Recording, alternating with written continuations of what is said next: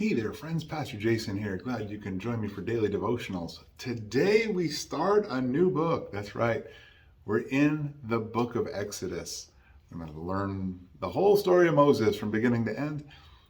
If you've been faithfully joining me as we read the Old Testament chronologically, thank you so much for tuning in. I don't often say it, but I'm going to be saying it as we start new books of the Old Testament. Please share, subscribe. Love to have more people join on board, and that helps.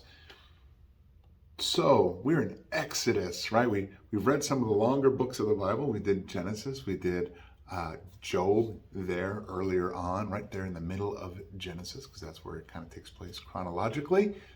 And now Moses, okay? Some time has passed from Joseph and his brothers and their father Jacob, who is Israel. Let's take a look. Let's find out. Chapter 1, verse 1. These are the names of the sons of Israel, that is Jacob, who came to Egypt with Jacob. Each came with his family: Reuben, Simeon, Levi, and Judah; Issachar, Zebulun, and Benjamin; Dan and Naphtali, Gad and Asher. The total number of Jacob's descendants was 70. Joseph was already in Egypt. Then Joseph and all his brothers and all that generation died. But the Israelites were fruitful, increased rapidly, multiplied, and became extremely numerous, so that the land was filled with them.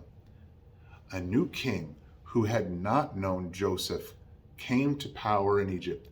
He said to his people, "Look, the Israelite people are more numerous and more powerful than we are. Let us deal shrewdly with them, otherwise they will multiply further. And if war breaks out, they may join our enemies, fight against us, and leave the country." So the Egyptians assigned taskmasters over the Israelites to oppress them with forced labor. They built Pithom and Ramses as supply cities for Pharaoh. But the more they oppressed him, the more they multiplied and spread, so that the Egyptians came to dread the Israelites. They worked the Israelites ruthlessly and made their lives bitter with difficult labor in brick and mortar and in all kinds of field work. They ruthlessly imposed all this work on them. Then the king of Egypt said to the Hebrew midwives, one of whom was named Shiphrah and the other Puah, "When you help the Hebrew women give birth, observe them as they deliver. If the child is a son, kill him. But if it is a daughter, she may live." The Hebrew midwives, however, feared God and did not do as the king of Egypt had told them. They let the boys live. So the king of Egypt summoned the midwives and asked them, "Why have you done this and let the boys live?" The midwives said to Pharaoh, "The Hebrew women are not like the Egyptian women, for they are vigorous and give birth before a midwife can get to them." So God was good to the midwives, and the people multiplied and became very numerous.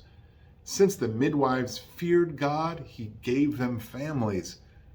Pharaoh then commanded all his people, "You must throw every son born to the Hebrews into the Nile, but let every daughter live." Chapter 2. Now a man from the family of Levi married a Levite woman. The woman became pregnant and gave birth to a son, and when she saw that he was beautiful, she hid him for 3 months. But when she could no longer hide him, she got a papyrus basket for him, coated it with asphalt and pitch, and she placed the child in it and set it among the reeds by the bank of the Nile. Then his sister stood at a distance in order to see what would happen to him. Pharaoh's daughter went down to bathe at the Nile, while her servant girls walked along the riverbank. Seeing the basket among the reeds, she sent her slave girl to get it. When she opened it, she saw the child, a little boy, crying. She felt sorry for him and said, "This is one of the Hebrew boys." Then his sister said to Pharaoh's daughter, "Should I go and call a woman from the Hebrews to nurse the boy for you?" "Go," Pharaoh's daughter told her. So the girl went and called the boy's mother. Then Pharaoh's daughter said to her, "Take this child and nurse him for me, and I will pay your wages." So the woman took the boy and nursed him. When the child grew older, she brought him to Pharaoh's daughter, and he became her son. She named him Moses because she said, "I drew him out of the water." Years later, after Moses had grown up, he went out to his own people and observed their forced labor. He saw an Egyptian beating a Hebrew, one of his own people. Looking all around and seeing no one, he struck the Egyptian dead and hid him in the sand. The next day, he went out and saw two Hebrews fighting. He asked the one in the wrong, "Why are you attacking your neighbor?" "Who made you a leader and judge over us?" the man replied. "Are you planning to kill me as you killed the Egyptian?" Then Moses became afraid and thought, "What I did is certainly known." When Pharaoh heard about this,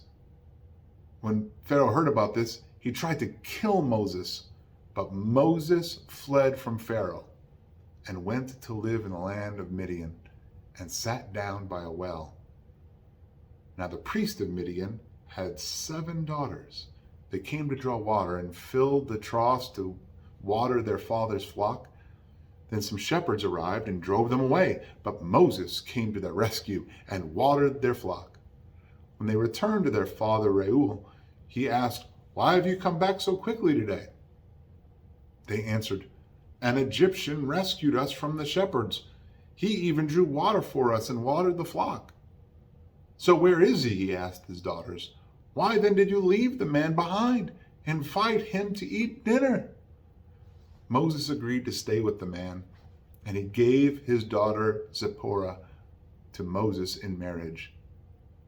She gave birth to a son whom he named Gershom, for he said, "I have been a foreigner in a foreign land."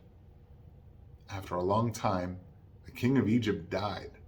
The Israelites groaned because of their difficult labor, and they cried out, and their cry for help ascended to God because of the difficult labor.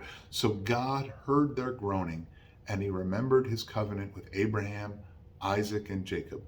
God saw Israelites, and he took notice. The beginning of the story of Moses, okay? We see the traumatic events. So, all the wonderful things that Egypt thought about Joseph have faded away. No one remembers him or his father Jacob or his brothers. New power comes to play, and he puts those Israelites to work, enslaves them. Moses grows up and winds up being chased out of Egypt. He runs for his life, right? Because Pharaoh's plans on killing him because he killed an Egyptian over a Hebrew. Now you might be wondering to yourself, why was Moses' mother brought in to nurse? Why wouldn't Pharaoh's daughter find an Egyptian to do that?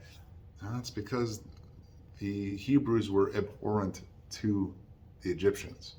So as much as they used them and enslaved them, they wanted no part of them, which was kind of weird why Pharaoh's daughter took this Hebrew boy in.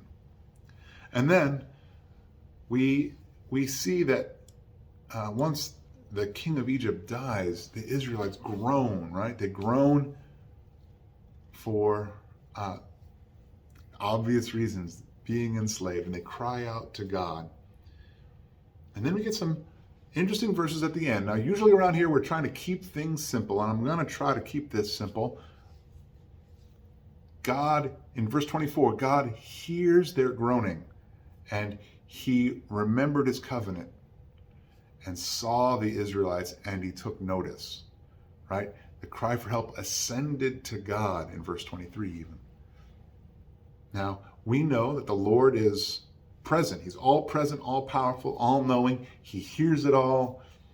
He sees it all. He sees our secret sin. He sees everything that's going on.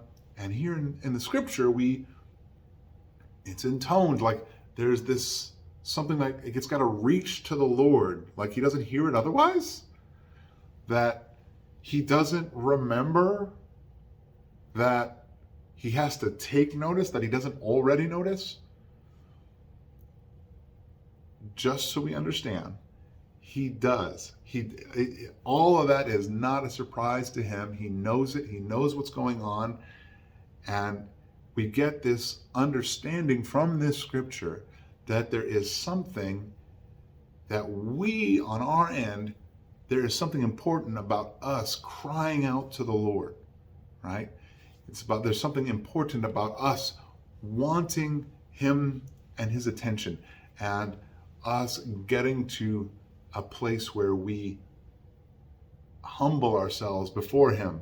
And maybe we're going through something terrible that he's allowed to happen to us.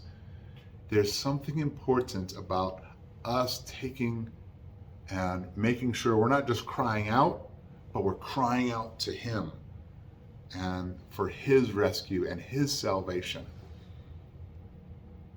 That's part of crying out to the Lord, crying out to Jesus for the first time, and recognizing that we have no access to heaven except through his son, Jesus Christ. Well, I hope Exodus is going to be a blessing to you. Go on out, be a blessing to those around you, and I'll see you tomorrow as we continue with the account of Moses. Have a great day.